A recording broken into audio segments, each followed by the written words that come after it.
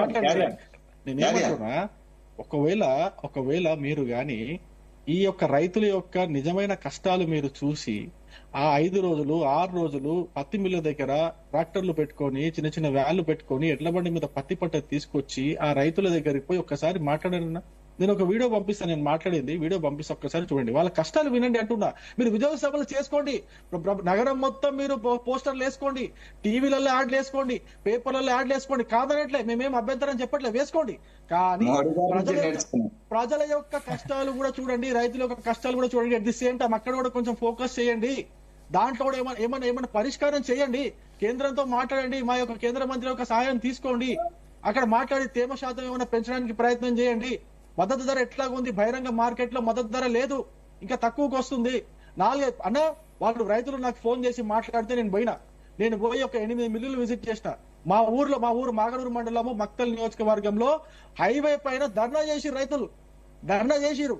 అయినా కూడా మీ ప్రభుత్వం ఏమో విజయ సభల్లో మునిగిపోయిందన్న. నేను చేసుకోదనట్లేదు, కానీ పాలనను మర్చిపోవద్దు, మీ బాధ్యత మర్చిపోవద్దు. నేను ఇంకో విషయం కూడా చెప్తున్నా అన్న, ఇంకో విషయం కూడా చెప్తున్నా. తెలంగాణ తల్లి విగ్రహంలో నేనేమంటున్నా, తెలంగాణ తల్లి విగ్రహంలో అభ్యంతరాల గురించి సబ్జెక్ట్ కాబట్టి మీరు మధ్యలో మీరు డైవర్ట్ చేసి, నేను డైవర్ట్ చేయలేదు, నేను సబ్జెక్ట్ డైవర్ట్ కాను మాక్సిమం, అంటే మీరు డైవర్ట్ చేసిరుగా నేను డైవర్ట్ అయ్యాను. చెప్తాను, తెలంగాణ తల్లి విగ్రహం విషయంలో ఈ యొక్క అనవసరమైనటువంటి వివాదాన్ని తీసుకొచ్చి ప్రజల సమస్యల్ని డైవర్ట్ చేసి మీరు ఇచ్చినటువంటి హామీల్ని డైవర్ట్ చేసే విధానం గత సంవత్సర కాలంగా నడుస్తానే ఉంది. ఎందుకు అట్లా చేస్తున్నారు? నేను ఒక విషయం చెప్తా, మీరు కాళేశ్వరం పైన ఒక ప్రెజెంటేషన్ ఇచ్చిరు, కేసులు అన్నారు, అరెస్ట్ చేస్తామని చెప్పేసి హంగామా చేసిరు. ఇక మీ పార్టీ మీడియా మిత్రులు అందరూ కూడా దాని పెద్దగా మొత్తం అన్ని బ్యానర్లలో వేసేసి దాన్ని మొత్తం హైలైట్ చేసినారు. దాని తర్వాత ఇంకొక వివాదం తీసుకొచ్చారు, దాని తర్వాత హైడ్రా తీసుకొచ్చారు, దాని తర్వాత ఇంకోటి ఏదో రుణమాఫీ అయిపోయిందని తీసుకొచ్చారు. ఇట్లా డైవర్షన్ పాలిటిక్స్ చేస్తున్నారు, కానీ రియల్ ఇష్యూస్ పైన మీ ప్రభుత్వం పని చేయట్లేదని చెప్పేసి నా ఆరోపణ. అండ్ దాన్ని మీరు కరెక్ట్ చేసుకోవాలని చెప్పేసి నేను సూచిస్తున్నాం. మీరు దాన్ని పట్టించుకొని పోతే బాగుంటది. తెలంగాణ తల్లి విగ్రహంలో మీరు బతుకమ్మను పెట్టింటే సరిపోయేది. సరే, మీరు కిరీటం తీసేసారు, పైన ఓకే. ఆ బతుకమ్మ ఎందుకు తీసేసారన్న? తెలంగాణలో బతుకమ్మనే కదా ముఖ్యమైన పండుగ. ఆ ముఖ్యమైన పండుగను మీరు తీయడంలో అభ్యంతరాలు చెప్పకూడదా? అభ్యంతరాలు చెబుతుంటే మీరేం చేసినారు? డైరెక్ట్ జీవోనే రిలీజ్ చేసి పడేసినారు. జీవో రిలీజ్ చేసి పడేస్తే ఇప్పుడు ఏమైనా కొంచెం మీరేమో వినట్టు ఉంటారు. అరే ప్రభుత్వం వింటలేదని చెప్పేసి మేము ఇప్పుడు రోడ్లపైకి వచ్చి కొంచెం ఏమైనా ధర్నాలు చేసి ఏమైనా కామెంట్లు చేస్తే ఇప్పుడు మీరు కేసులు పెడతారు. అదే కదా మీ యొక్క ఆలోచన? అదే కదా మీ ఆలోచన? అంటే నేనేమంటున్నా, ఇంతగానం ఎందుకు చేస్తున్నారు? ఏం అవసరము? మీకు అయిన కాడికి చేస్తాము, మేము 100 రోజుల్లో హామీలు ఇచ్చినాము, కానీ చేయలేకపోతున్నాము, రాష్ట్ర ఆర్థిక పరిస్థితి బాగాలేదు కాబట్టి 1 సంవత్సరంలో చేస్తాము, 2 సంవత్సరంలో చేస్తాం, లేదా 3వ సంవత్సరం చేస్తాము చెప్పుకోండి ప్రజలకి. ప్రజలు ఏమన్నా మీకు ప్రజలకి నచ్చితే ఓకే అంటారు, నచ్చకపోతే ఏదో ఒకటి నెక్స్ట్ ఎలక్షన్ దాకా చూసుకుంటారు. మీకు ఎట్లా బలం ఉంది కదా. ఎందుకు ఈ డైవర్ట్ పాలిటిక్స్ అంటున్నా? మీరు అసలైన సమస్యల పైన పట్టించుకోకుండా మీరు ఇంకో విషయం, అభయహస్తం పెట్టడం అవసరమా? అభయహస్తం పెట్టడం అవసరమా? మీరు కావాలని తెలుసు అభయహస్తం పెడితే కాంగ్రెస్ గుర్తు పైన ప్రతిపక్షాలు కాంగ్రెస్ గుర్తు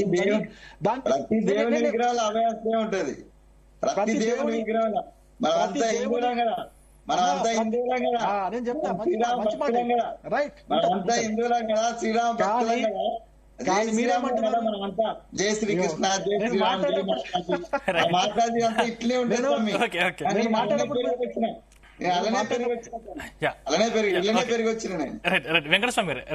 ఒక పాయింట్ చెప్తా. మీరు దేవుని విగ్రహంలో అభయహస్తం ఉంటదని అంటున్నారు కదా, కానీ దేవత కాదంటున్నారు కదా మీరు. తెలంగాణ సామాన్య మహిళ యొక్క రూపాన్ని మేము అక్కడ ప్రతిష్ఠించడం అంటున్నారు కదా, దేవత కాదంటున్నారు కదా, అందుకే కిరీటం పెట్టలేదు అంటున్నారు కదా. మరి దేవత అయితే కిరీటం ఉండాలి కదా, ప్రతి దేవతకి కిరీటం ఉంటుంది. అరే నువ్వు అభయహస్తం పెడితే దేవత మన అమ్మ దీవించదా? నేనేమంటున్నా, మీరే అన్నారు దేవత చేతిలో హస్తం అభయహస్తం ఉంటుంది మీరన్నారు. మీరు అన్న పాయింట్ నేను చెప్తున్నా, నేను అల్లే. అభయహస్తం ఉంటే దేవతకి కిరీటం కూడా ఉంటది. మరి కిరీటం ఎందుకు తొలగించినారు? ప్రతి గ్రామ దేవతకి కిరీటం ఉంటది, ప్రతి గ్రామ దేవతకి కిరీటం. బహుజనులు పూజించుకునేటువంటి బహుజన పంతులైనటువంటి వాళ్ళ యొక్క గ్రామ దేవతలకు కూడా కిరీటం పెట్టుకుంటారు, కిరీటం ఉంటది. దళితులు గిరిజనులలో ఉండేటువంటి దేవతల విగ్రహాలు కూడా చూడండి, వాళ్ళ దేవతలకు కూడా కిరీటం ఉంటది, అభయహస్తం ఉంటది. మరి మీరు అభయహస్తం పెట్టి కిరీటం ఎందుకు తీసేసారు? అభయహస్తం పెట్టి బతుకమ్మ ఎందుకు తీసేసారు? మీరు అసలు దేవతలాగా అనుకుంటున్నారా, లేకపోతే సామాన్య మహిళలాగా మీరు గుర్తింపు ఇవ్వాలనుకుంటున్నారా? ఏ విధంగా ఇవ్వాలని మీకే 2 మాటలు ఉన్నాయి. ఇంత కాంట్రవర్సీ క్రియేట్ చేసి తల్లిలాగా తల్లిలాగా అనుకుంటున్నాం, ఆశీర్వదించే తల్లిలాగా అనుకుంటున్నాం. తల్లిలాగా అనుకుంటే మా తల్లికి నేను కిరీటం ఓకే, పెట్టుకుంటాను. వెంకటస్వామి గారు. తల్లి దేవతతో సమానము. మా తల్లికి తల్లిని నేను మించిన కిరీటం దేవత పెట్టుకుంటాను. రైట్ వెంకటస్వామి గారు, ముఖ్యంగా ఇందులో చర్చకు వచ్చిన అంశాలు ఏంటంటే కిరీటం, బతుకమ్మ. మా తల్లి తెలంగాణ తల్లిదండ్రుల తల్లి మించిన దేవి దేవతలు ఎవరు లేరు. తెలంగాణ తల్లి మీరు తెలంగాణ తల్లి తల్లిదండ్రుల అనుకుంటున్నారా? మించిన దేవి దేవతలు ఎవరు లేరు ఈ ప్రపంచంలో. బతుకమ్మ పెట్టండి. తెలంగాణ తల్లి అనుకుంటే బతుకమ్మ రైట్, పెట్టండి. Okay, okay. మల్లేశ్వర్ గారు ఏం చెప్తారు? అనుకుంటే తెలంగాణ ఐకాన్ వెంకటేశ్వర గారు, మీ దగ్గరికి బతుకమ్మ వస్తాను. పెట్టండి. ఎందుకు పెట్టారు మీరు? ఏంటి ప్రాబ్లం? అన్ని డైవర్షన్స్ మీకు తెలుసు.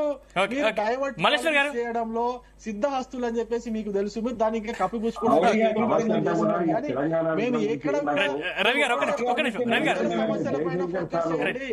ప్రజల సమస్యల పైన ఫోకస్ చేయండి. వాటి పైన రవి గారు, ఒక నిమిషం. పాలిటిక్స్ చేయకండి. రైట్, రవి